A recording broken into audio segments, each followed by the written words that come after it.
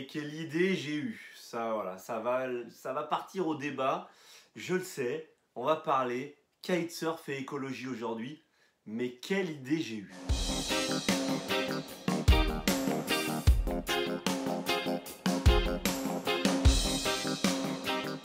Salut les glissous, Sébastien Labbé, vous êtes bien sur la chaîne LabTV. On se retrouve aujourd'hui pour une nouvelle vidéo sur votre chaîne LabTV Kitesurf, Glisse et Loisirs. On parle de kitesurf, on parle de glisse, on parle de loisirs, et si on parlait écologie? Alors je sens que ça va débattre.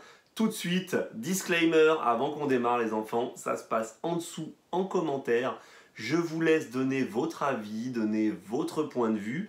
Là, moi, je vais vous exposer ce que je vois, ce que je perçois en tant que moi. Ça n'engage que moi, c'est mon point de vue, ma position.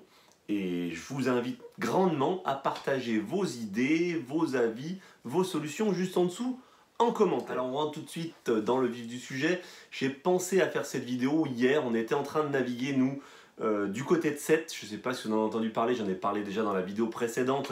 Il y a eu une percussion entre deux pétroliers en Méditerranée. Et on se chope une espèce de mini marée noire partout sur les plages.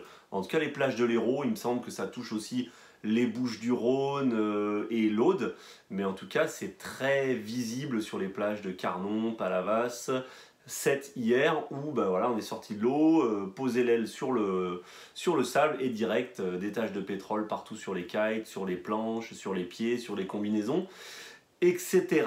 Et du coup, ben, en tant que pratiquant de sport nature, en tant que pratiquant de sport aquatique, en ayant la mer et la plage comme terrain de jeu, on se sent tout de suite agressé. Voilà, ça fait réfléchir, on se dit oh là là, mais c'est pas possible, etc.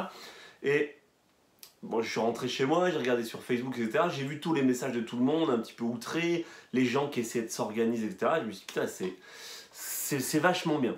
Puis d'un autre côté, je me suis dit ouais, mais il y a plein d'autres choses que tu vois en permanence, plein de débats qui se relancent systématiquement. Voilà, tu t'indignes là des quelques gouttes de pétrole. Bon, il y a eu un accident de pétrolier, mais qu'est-ce qu'il en est réellement du kite et de sa relation à l'écologie? Alors on va voir ensemble. Comme je l'ai dit, c'est mon point de vue. Je vous laisse mettre en dessous votre point de vue. Mais est-ce que le kite est si éco que ça? Donc par éco, déjà, moi pour pouvoir parler, je vais définir ce que j'appelle écologique, d'accord? Donc est-ce que le kite est éco? Pour moi, être écologique, être éco, c'est être dans le respect de l'environnement dans toutes ses facettes. Donc est-ce que le kitesurf est un sport qui respecte l'environnement dans toutes ses facettes? Alors bien entendu, je suis ni un extrémiste, éco-radicaliste ou quoi que ce soit. Je suis pas non plus un je m'en foutiste, je suis assez modéré. Donc ma position ne plaira pas aux deux extrêmes. Je suis plus modéré que certains. Bref, peu importe. La première chose que moi je vais dire, c'est que le kitesurf, et je vais parler du matériel, le kitesurf en soi n'est pas écologique, mais ça, enfin, l'activité humaine en soi, elle n'est pas écologique, donc on va dire que c'est un argument qui a peu de poids dans un premier temps, dans la mesure où on utilise des planches, des kites qui viennent, bon, bien entendu, comme tout le reste de Chine, il y a le transport, il y a tout ça, etc., mais c'est pas là-dessus que je veux venir. Je veux venir plutôt sur le recyclage et la seconde vie d'une planche de kite ou d'une aile de kitesurf. Donc au-delà du fait de toute la charge carbone qu'impose le cycle de production des kites, moi ce qui est peu écologique selon moi, c'est qu'il n'y a aucune prise en charge, ou une très petite prise en charge du recyclage du matériel. C'est-à-dire que souvent, vous changez votre planche et vous ne posez pas la question de ok, le mec qui va la racheter d'occasion, d'accord, mais à un moment donné, la planche elle va arriver en bout de vie. Et quand elle arrive en bout de vie, qu'est-ce qui se passe? Soit elle traîne dans un garage pendant un moment, soit elle finit à la déchetterie, soit elle finit cassée et à la poubelle classiquement. Et la plupart des matériaux utilisés sont des matériaux qui ne vont pas être recyclables, qui vont être avec des matières qui sont assez toxiques. Donc dans le matériel même utilisé, le kite en soi n'est pas éco. Et il y a très très peu de marques qui sont lancées dans l'éco. Par exemple, la conception de planches en fibre de bambou, des choses comme ça, c'est encore minime. C'est principalement le pétrole et voilà, d'autres matières mauvaises pour l'environnement, on va dire, qui composent nos planches et nos kites. C'est un détail par rapport au reste. La deuxième chose, moi, c'est la pollution par rapport à l'environnement. Beaucoup de kitesurfers se voilent la face et parlent d'un sport nature qui ne dérange pas et s'indignent du fait que certaines personnes puissent penser que le kite dérange les oiseaux, etc., etc.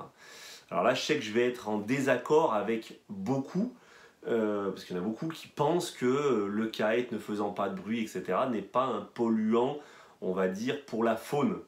Or, moi, voilà, sur tous les spots sur lesquels j'ai pratiqué, j'ai toujours pu voir que le kite a quand même un impact sur la faune.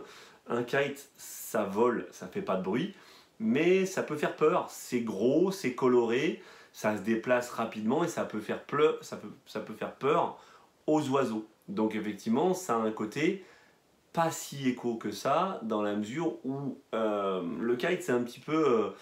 le kitesurfer est un petit peu invasif, il est un peu intrusif. Il aime bien s'approprier tous les plans d'eau, il aime bien pouvoir kiter partout, puisque bien entendu, c'est un sport de liberté. Donc ça, j'en suis tout à fait conscient, je le prône. C'est un sport où on recherche la liberté. Sauf qu'à rechercher la liberté et la possibilité de faire du kite partout, eh bien, on n'en respecte pas la faune. Et on va kiter à des endroits où c'est les seuls endroits où la faune peut être tranquille. Donc, à ce niveau-là, le kite est un polluant. Moi, c'est un point de vue, je pense qu'on ne prend pas assez en compte ça en tant que kitesurfer. Il faut bien se dire qu'on peut déranger la faune et donc avoir un côté pas très éco à ce niveau-là. L'argument suivant qui revient et que je partage, ouais, nous, il n'y a pas d'essence, on fait du par rapport au jet ski, machin, etc.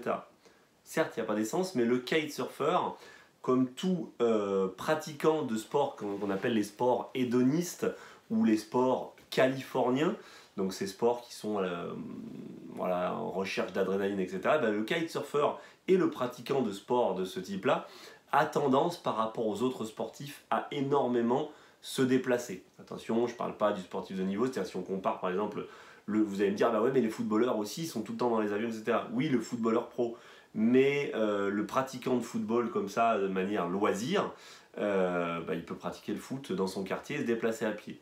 Le kitesurfer, lui, en revanche, il va avoir besoin de se déplacer, il va avoir besoin d'aller en voiture sur un spot, il va aller à la recherche du vent et il va prendre sa voiture sur 20, 40, 50, 100, 200 km. Il va avoir tendance à voyager pour aller pratiquer son sport sur d'autres spots et aller au Brésil, aller en Afrique du Sud, etc.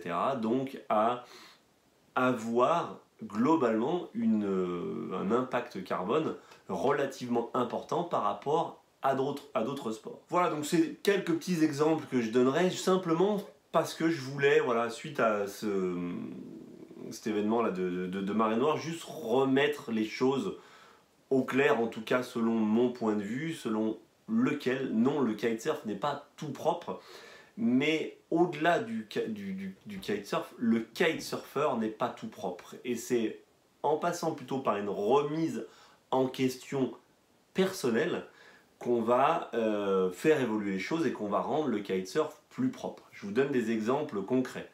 Covoiturer pour aller sur un spot. Certes, les plus puristes, les plus extrémistes d'entre vous, extrémistes, on va prendre avec des guillemets, vont me dire « Ouais, mais tu te rends compte, c'est pas de toute façon de faire du covoiturage que ça va changer quelque chose, parce qu'on s'est rendu compte récemment, avec des études, que les 4 plus gros navires de transport polluaient autant que l'ensemble de la flotte de voitures du monde entier. » Oui, certes, cela dit, on peut aussi voir l'utilisation du pétrole d'une manière, la pollution au pétrole, pas au niveau des rejets, mais au niveau de l'utilisation. C'est-à-dire qu'à force d'utiliser le pétrole, on va arriver à pénurie, on va pousser à faire de l'extraction de pétrole complètement, voilà, ben, on va aller dans les forêts, on va raser des forêts, etc. Bref, donc faire du covoiturage, par exemple, pour aller sur le spot et ne pas aller avec la voiture vide, enfin tout seul dans sa voiture, ça peut être une première piste. La deuxième chose, quand je rentre sur le spot au Pont-Levis ou quand là, en ce moment, je kite sur la plage par vent du sud, qu'est-ce que je vois, qu'est-ce qui me marque le plus? C'est le plastique. Alors il y a quelque chose en amont à faire, essayer de limiter l'utilisation de plastique, mais il y a aussi une action sur le moment en tant que kitesurfer qu'on peut faire et repartir de sa session avec dans son sac ne serait-ce que 3 déchets plastiques qu'on va ramasser au sol en revenant à sa voiture pour les mettre au tri et au recyclage en rentrant chez soi, et bien là on va avoir une action plutôt éco, plutôt sympa en tant que kitesurfer, en tant que pratiquant de sport nature responsable. Voilà, tout ça pour dire finalement que je suis un fervent défenseur du kitesurf, je suis quelqu'un qui est soucieux de l'écologie et de sa planète, mais j'ai du mal avec on est tout le temps 100% blanc, on est éco, par rapport à d'autres on est moins, on est ci, on est là. Plutôt que de se comparer, eh ben, faisons quelques petits gestes au quotidien en tant que kitesurfer qui rendront le sport, le kitesurf, plus éco dans son image et dans la réalité. Voilà, alors je sais que cette vidéo ne plaira pas à certains, je sais que cette vidéo plaira à d'autres, je sais que globalement le kitesurfer, le sportif de glisse est éco-friendly et pense le plus souvent possible à limiter son impact sur le spot sur lequel il pratique et de manière plus générale sur son environnement. Mais voilà, il y a plein de petites actions supplémentaires qui peuvent être mises en place et qui me semblent sympas à partager. Donc vous mettez tout ça en commentaire, toutes les idées que vous avez, puis pourquoi pas se faire un petit guide par la suite du kitesurfer éco-responsable. Voilà, c'est la fin de cette vidéo. J'espère que le débat sera intense et que vous aurez plein d'idées à partager avec moi. Sur ce, je vous dis à demain pour la prochaine vidéo qui sera un tutoriel. D'ici là, eh bien, on n'oublie pas, life is a beach, alors on se prend pas la tête et on en profite. À très bientôt. Ciao.